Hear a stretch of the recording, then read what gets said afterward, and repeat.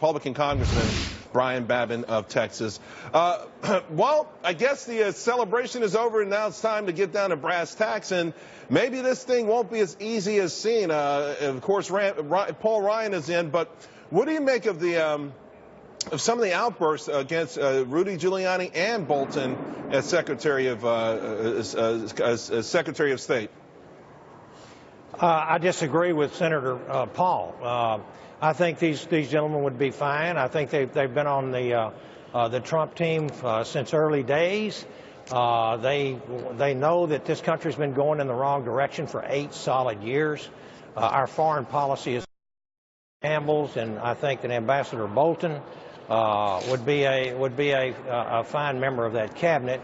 Mayor Giuliani is there's no better person, I think, in terms of someone who has been advising and speaking on behalf of President-elect Trump than he is, and I think that I would be certainly be in favor of both of those gentlemen.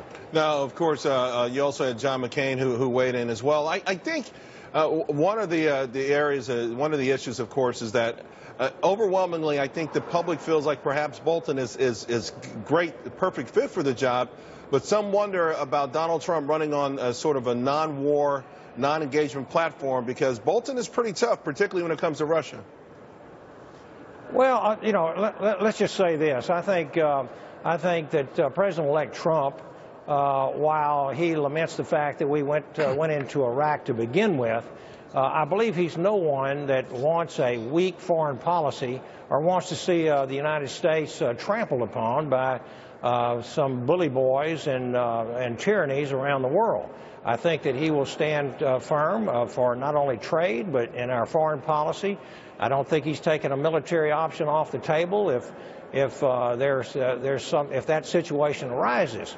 I think he's going to have a lot stronger foreign policy than what we've seen yet. And again, you know, this was a mandate election. This was a revolution at the ballot box, Charles, and Americans spoke. And I believe that the agenda of Donald Trump is one that needs to be pushed through Congress and into law, and we're going to work as hard as we can. It was proven today. The House pulled together. There was no opposition to Paul Ryan, and I'm very optimistic. I'm very optimistic about the agenda that we've been.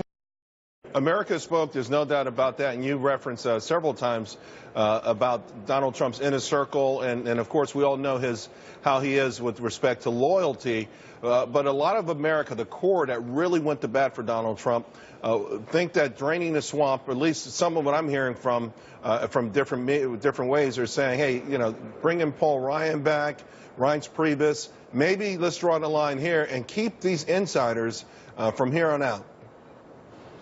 Well, you know, I think you're going to see a united front in the Republican Party, which is something that we haven't seen. You know, in my first 2 years in Congress, but I think that we will see this. I think draining the swamp is an imperative that must be accomplished, or we're going to lose the American people. I think it's a mandate. Again, I'm going to work extremely hard. I've been supporting Mr. Trump for many, many months now, and I was elated to see the outcome of this election, and I couldn't be happier. So I'm very optimistic and ready to go to work. I tell you what, everyone's pretty optimistic right now. The country is on a high, and we appreciate your time and your patriotism as well. Thank you very much, sir. Thank you, Charles. We'll see you again soon.